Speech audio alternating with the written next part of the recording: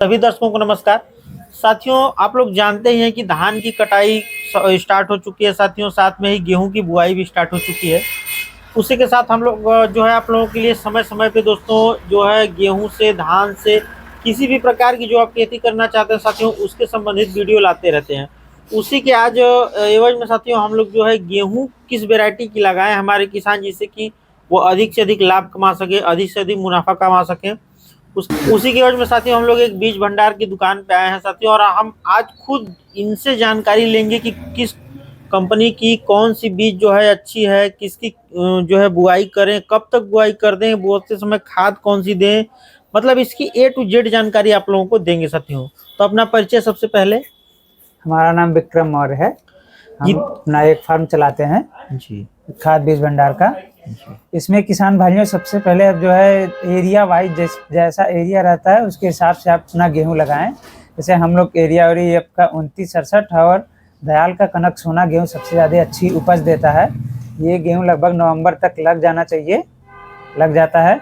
2967 जो आपका ये लगभग आपका 35 मन बीघे पैदा देता है और इसकी जो पौधा होती है वो बड़ी होती है। और जो ये कनक सोना है ये भी 35 से 38 मन पैदा होगा, लेकिन इसकी जो पौधा रहेगा इससे 2967 से छोटा रहेगा। बुआई के समय इसमें आप DAP और यूरिया और पोटाश दे सकते हैं।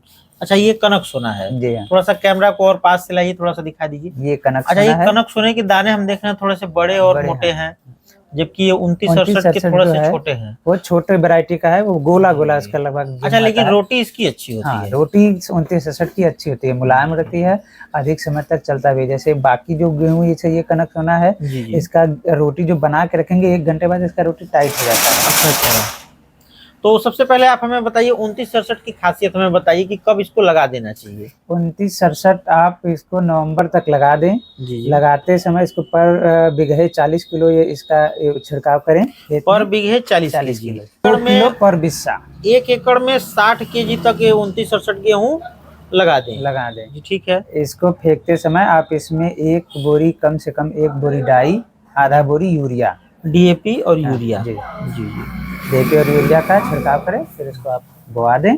तो 22 से 23 दिन पे पहला पानी इसे मिलना जरूरी है। 22 से 23 दिन पे ठीक पहला पानी, ठीक है। अच्छा, इसके कनक सोना के विषय में हमको बता दीजिए थोड़ा सा। कनक सोना ये भी आपका 2 किलो बिस्सा लगता है, 60 किलो प्रति एकड़। इसमें भी आप डाई और यूरिया डाल के इसको बोआएं। हाँ, इसको बोआने के लिए फिर इसमें आप जो है ये भी लगभग आपका नवंबर तक लग जाना चाहिए जी। और इसमें जो है इसका जो है पहला पानी बस 22 से 23 दिन पे पड़ना चाहिए जी। अच्छा, इसकी उपज कितनी है कनक सोना की? 35 मन बीघे लगभग दोनों पैदा होगा। 35 मन बीघे दोनों की पैदावार है, लगभग सेम ही है। रेट में आपको कनक सोना अधिक मिलेगा, जो बीज के दुकानों पे है। कनक सोना का रेट अधिक है और इसका जो 2967 का रेट कम है। कितना होगा अपने पास? 40 kg इसका 40 रुपए पर केजी 2967 मिलता है और 65 से 67 रुपए पर केजी कनक सोना है जी। तो थोड़ा सा ये जानकारी दे दीजिए कि जैसे एक वेरायटी है कर्ण वंदना, कर्ण वैष्णवी, या फिर एक नई वेरायटी आई है जो है श्री राम की गेहूं, तो इन सब की थोड़ा सा खासियत कुछ हमें बताइए। इन सब में खासियत भी देखिए, इन सब का भी गेहूं अच्छा होता है, उपज भी अच्छा होता है। इसके जो दाने होते हैं बहुत ज्यादा बोल्ड होते हैं और जो इसमें श्री राम जो गेहूं है वो सबसे अधिक उपज देता है। अच्छा, अगर आप इसको बेचने के पर्पज से बो रहे हैं तो आप श्री राम ही लगाइए, ताकि इसका उपज लगभग 40 मन पर बीघे इसका उपज होगा ये। लेकिन आप इसको बेच सकते हैं, अगर रोटी खाने के लिए किसान के लिए अच्छा नहीं है। मतलब घर पे यूज के लिए आप 2967 ही लगाएं। घर पे यूज करने के लिए 2967 लगाएं। और आप अगर बिजनेस के तौर पे लगा रहे हैं तो उसको आप श्री राम लगाएं, चाहे कर्ण वंदना लगाएं, चाहे कर्ण वैष्णवी लगाएं। गेहूं की बुआई जैसे कि किस महीने तक हर हाल में लगा दें ताकि अच्छी पैदावार ले सकें, क्योंकि गेहूं बेसिकली जाड़े की ही फसल है। गेहूं जो है वो आपको 25 नवंबर से लेकर 20 दिसंबर तक बोआ जाना चाहिए अच्छी फसल के लिए। बाकी अगर आप जितना लेट बोते जाएंगे उतना उपज कम होता जाएगा जी। अच्छा, गेहूं लगाते समय केवल DAP इफको की दे देना ही काफी है या उसके साथ भी कुछ और? अब जरूरी नहीं DAP, तो उसमें आपको NPK भी दे सकते हैं, चाहे सुपर दे सकते हैं, दोनों से उपज अच्छा होता है। उसके साथ पोटाश जरूर दें। अच्छा, डीएपी में क्या क्या मिक्स होता है, हमारे किसानों को ये बताइए कि हमारे खेतों में गेहूं के लिए किस प्रकार से उपज अच्छी बनाता है ये। डीएपी में देखिए, अगर केवल आप डीएपी खेत में डाल रहे हैं तो उसमें आपका केवल फास्फोरस और यूरिया मिला रहता है। अच्छा, डीएपी में। हाँ।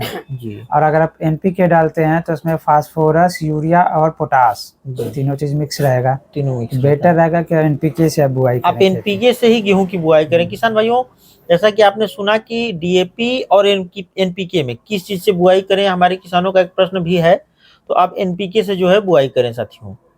अच्छा, एनपीके के साथ मतलब रेट में मार्जिन क्या डीएपी ज्यादा है एनपीके? एनपीके आपको सस्ता भी मिल जाएगा और हर जगह अवेलेबल मिल जाएगा। इसमें आपको कोई चीज़ मिक्स भी नहीं करना होगा।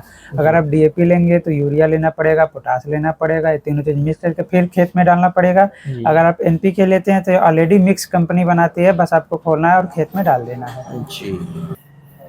अच्छा, जैसे मैं देख रहा हूँ कि सरकार जो है पराली प्रबंधन पे बहुत सारी चर्चाएं कर रही है, बहुत सारे उसके पे जो रोक लगा रही है, तो हमारे किसानों को आप ये बताइए कि क्या पराली जो है जला देने से खेत में गेहूं की पैदावार में कुछ असर पड़ता है या उससे कोई विशेष मतलब नहीं होता है? पराली को कभी भी खेत में जलाना नहीं चाहिए। खेत जलाने से पराली का जो खेत का उर्वरक शक्ति है वो कम होते जाता है। जी, ऊपरी जी। मिट्टी जो है वो जल के काली हो जाती है, इसलिए पैदा पे उस पर असर पड़ता है। आप पराली को या तो उसको आप किसी एक मल्चर जो आता है, जी, जी। मल्चर हल होता है, हल उसको आप होता है। उसे चलवा दीजिए तो पूरा जो पुआल को काट के पूरा मिट्टी में मिक्स कर देता है। हाँ। या फिर उसको अगर आपके पास सुविधा है तो उसको आप पानी भर के उसमें यूरिया फेंकवा दीजिए, जिससे वो पराली खुद ब खुद सड़ के मिट्टी में मिक्स हो जाएगा। एक सुपर सीडर भी आया हुआ है, नया यंत्र है। जी हाँ। हमने अपने चैनल पे सुपर सीडर भी आप लोगों को दिखाया, तो आप लोग उस वीडियो को भी जाके हमारे चैनल पे देख सकते हैं। तो इस चीज को हमें इस तरह से भी समझने की आवश्यकता है साथियों कि जैसे ईंट हुई वो मिट्टी से ही बनी होती है, कुछ विशेष नहीं होता है। उसको जब एक उच्च तापमान पे जब जलाया जाता है ईंट को साथियों, तो उसमें जो भी माइक्रो न्यूट्रिएंट्स होते हैं मिट्टी में वो सब समाप्त हो जाते हैं, फिर वो किसी भी प्रकार की उपज के लायक नहीं रह जाती है मिट्टी। तो वो उसी प्रकार से यदि हम पराली जलाते हैं अपने खेतों में, तो वो मिट्टी भी एकदम उपजाऊ समाप्त हो जाती है। उसको हमें इस चीज से देखना चाहिए।